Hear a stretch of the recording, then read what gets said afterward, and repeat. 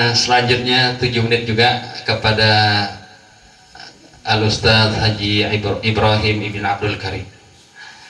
Aduh.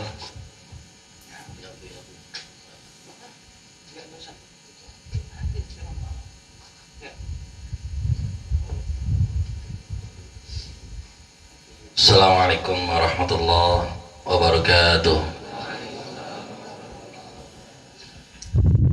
Bismillahirrahmanirrahim. Wassalatu wassalamu ala sayyidina Rasulillah Muhammad ibn Abdullah wa ala alihi wa sahbihi wa mawalah ma ba'du. Hadirin jamaah sekalian rahimakumullah, bil khusus sahibul majlis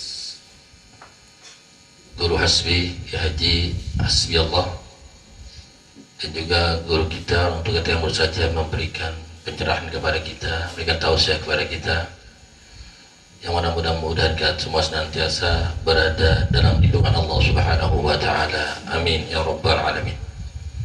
Alhamdulillah, puji syukur kehadirat Allah Subhanahu wa Ta'ala, dan beruntung sekali saya bisa hadir di sini bersama bapak-bapak jamaah sekalian di tengah guru-guru kita juga untuk istifadah, kita ambil faedah daripada acara ini, acara Maulid Rasul dirangkai dengan milad pada pesantren Al-Arba'in yang kelima. Kita doakan mudah-mudahan segala yang diusahakan oleh guru kita senantiasa diberikan kemudahan Allah Subhanahu wa Ta'ala.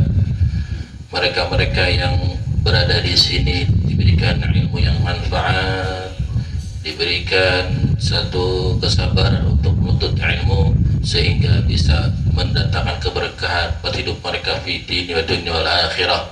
Dan tentu juga orang-orang tua mereka Allah berikan kemudahan juga untuk menitipkan anak-anak yang tepat ini, sehingga ada ketersambungan antara guru, murid, dan juga orang tua. Insya Allah dengan ketersambungan itulah akan terwujud cita-cita daripada ma'had ini untuk mencetak generasi-generasi yang akan menggambarkan panji-panji Rasulullah Sallallahu Alaihi Wasallam. Amin ya Rabbal Alamin. Sebetulnya saya di sini cuma mau duduk aja, ya, sekedar mempererat tali silaturahim yang kemarin ketemu sebentaran, ya, perasaan belum puas kita ngobrol karena waktu dan durasi yang membatasi kita, ya, tapi al-tayyib kal mayyit, disuruh megang mic, yang mau gimana ya. Jadi bismillahirrahmanirrahim, sekedar saja saya menyambungkan yang disampaikan daripada tadi oleh guru-guru kita, bahwa ketersambungan kita kepada baginda Rasulullah Sallallahu Alaihi Wasallam itu sangatlah penting dalam kehidupan ini, karena apapun yang bersambung dengan Rasulullah Sallallahu Alaihi Wasallam pasti mulia.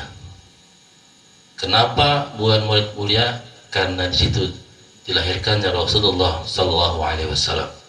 Kenapa Al-Quran mulia? Karena itu adalah wahyu yang diberikan kepada Rasulullah Sallallahu Alaihi Wasallam. Kenapa kota Makkah mulia? Karena di situ ada satu jasad yang mulia yang ada, yaitu jasad baginda Rasulullah Sallallahu Alaihi Wasallam. Fihi ardun dhammat fihi jasad Rasulullah Sallallahu Alaihi Wasallam. Bahkan dalam sebagian riwayat bahwa tempat itu, tempat yang ada jasad Rasul Sallallahu Alaihi Wasallam itu lebih mulia, bal minal arsh, bahkan sekalipun dari arsy, dari Ka'bah sendiri, ulama mengatakan lebih mulia tempat itu dibanding daripada Ka'bah yang mulia. Di satu pengajian saya pernah mendengar dari Abuya Ki Abdul Mukhtar, ketika saya duduk bersama beliau mengaji ilmu istibah ilmu di sana Al-Tum Sukabumi, beliau katakan beliau satu saat pergi untuk melaksanakan ibadah haji. Mungkin yang sudah haji, umroh kebayang ketika kita masuk Raudhah terus menuju ziarah ke makam Nabi Muhammad Sallallahu Alaihi Wasallam. Betul. Pasti di situ ada askar-askar yang mengatakan roh, nggak boleh lama-lama. Ya, kita di situ pasti diusir, cepat jalan, roh. Agak beda paham kita dengan mereka. Dan kita, adab kita ketika berziarah, kita menghadap makam. Betul ya? Adab kita ketika berziarah, kita menghadap makam. Demikian juga ketika kita ada di Madinah untuk ziarah ke makam Rasulullah SAW para sahabatnya. Ya, kita sampai keluar, kita menghadap makam, kita berdoa. Otomatis kita membelakangi kiblat. Lalu terjadilah dialog antara askar dengan Ki Haji Abdullah Mukhtar. Ya, singkat cerita beliau katakan, ya, beberapa dalil dalam kitab-kitab salaf yang intinya tadi, ya, la ardun dhammat bihi jasadul Rasulullah sallallahu alaihi wasallam, itu adalah afdal bal minal Ka'bah bal minal arsh. Nah, itu yang saya dengar dari pengajian tersebut, bahwa tanah yang ada jasad Rasul Sallallahu Alaihi Wasallam itu adalah lebih mulia ketimbang Ka'bah itu sendiri, lebih mulia ketimbang arsh itu sendiri. Jadi apapun yang berhubungan dengan Rasulullah pastilah menjadi mulia. Jibril menjadi mulia karena beliau Jibril alaihissalam menjadi perantara untuk memberikan wahyu kepada Rasulullah Sallallahu Alaihi Wasallam. Untuk itu satu kunci untuk kita, satu kunci penting untuk kita. Kalau kita ingin mulia, kalau kita ingin berkah, maka mutlak kita harus sambungkan diri kita kepada Rasulullah Sallallahu Alaihi Wasallam. Ikuti sunnah-sunnahnya, ikuti sunnah-sunnahnya, sambungkan diri kita, ya, diantaranya dengan banyak salawat kepada Rasulullah Sallallahu Alaihi Wasallam. Orang yang sering salawat kepada Rasulullah Sallallahu Alaihi Wasallam, insya Allah hidupnya akan terjamin, hidupnya akan mulia, hidupnya akan barokah. Dan salawat itu adalah satu pekerjaan yang paling luar biasa dibanding ibadah-ibadah yang lain. Nggak ada yang namanya salawat itu kudu wudu, nggak ada. Nggak ada yang namanya salawat itu kudu ngadep kiblat, kagak ada. Bahkan nggak ada anjuran juga ketika salawat untuk aurat. Dimanapun bagaimanapun kita salawat jadi. Gimana nggak enaknya? Gimana nggak gampangnya itu salawat? Tapi faidah fadilahnya sangat luar biasa.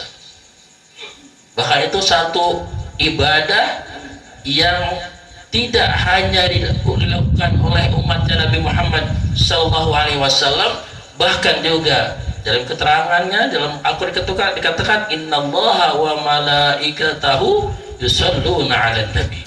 Sesungguhnya Allah dan malaikat-malaikatnya yusalluna 'alan nabi, berselawat kepada baginda Rasulullah Sallallahu Alaihi Wasallam. Allah sendiri nggak cuma nyuruh doang, tapi juga salawat kepada Rasul. Malaikat juga salawat kepada Rasul. Ya ayyuhalladzina amanu sallu alaihi wa sallimu taslima. Wahai orang-orang yang beriman, berselawatlah kepada baginda Rasulullah Sallallahu Alaihi Wasallam. Lalu pertanyaan buat kita, ketika kita merasa segan salawat, lupa mulu salawat, maka kita bertanya, apakah kita pantas mendapat panggilan ya ayyuhalladzina amanu atau tidak? Bisa juga kita katakan kadar keimanan kita adalah apakah kita bisa berselawat kepada Rasul atau tidak. Karena bisa saja bukan kita nggak mau salawat, tapi Rasul nggak mau disebut namanya oleh orang tersebut. Na'udzubillah min dzalik. Ketika itu terjadi, bukannya kita nggak mau salawat, bukan kita nggak malas salawat, bukan kita nggak apa salawat, tapi Rasul nggak mau disebut namanya orang tersebut. Na'udzubillah min dzalik. Jangan sampai seperti itu. Mari sama-sama kita semukan diri kita dengan baginda Rasul sallallahu alaihi wasallam, dengan kita laksanakan berbagai macam amalan-amalannya, dan kita senantiasa bersalawat kepada Rasulullah sallallahu alaihi wasallam. Allahumma shalli wa sallim wa barik alaihi. Demikian, mohon maaf. Assalamualaikum warahmatullahi wabarakatuh. Waalaikumsalam warahmatullahi